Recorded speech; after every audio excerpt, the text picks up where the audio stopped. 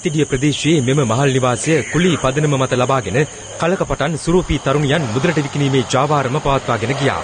මෙම ගණිකා ජාවාරම ප්‍රසිද්ධියට පත්ව තිබෙන්නේ ගණිතනු කරුවන්ට අවශ්‍ය ඕනෑම වයස් සීමාවක තරුණියන් ලබා දෙන ස්ථානයක් ලෙසටයි.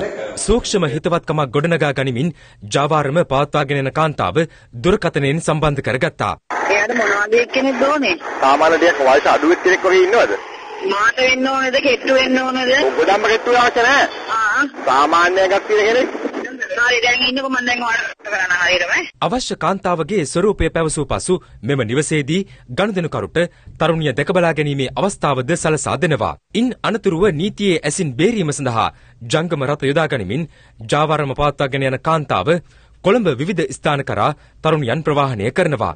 ගනුදෙනුව එසේ සිදුවෙද්දී බලාන මධ්‍යම දූෂණ මර්දන ඒකකයේ නිලධාරීන් මෙම ජාවාරම නීතියේ රැහැනට කොටු කර ගැනීමට සූක්ෂමව සැලසුම් කර තිබුණා.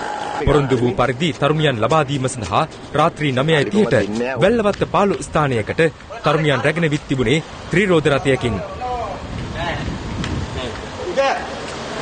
එක් තරුණියක් අලෙවි කිරීමට සූදානම් කර තිබුණේ රුපියල් 25000ක මුදලකටයි.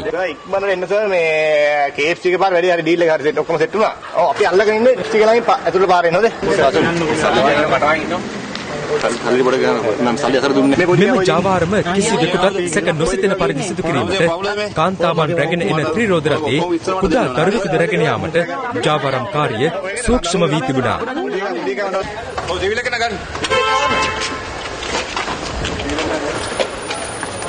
බලාන නිලධාරීන් ලබාගෙන තිබූ සෝදිසි වරෙන්තුවට අනුව සැකකාරිය පදිංචි වී සිටි මහල් නිවාසයේද පරීක්ෂා කළ අතර එහිදී තවත් කාන්තාවක් සැකපිට අත්අඩංගුවට ගැනුණා.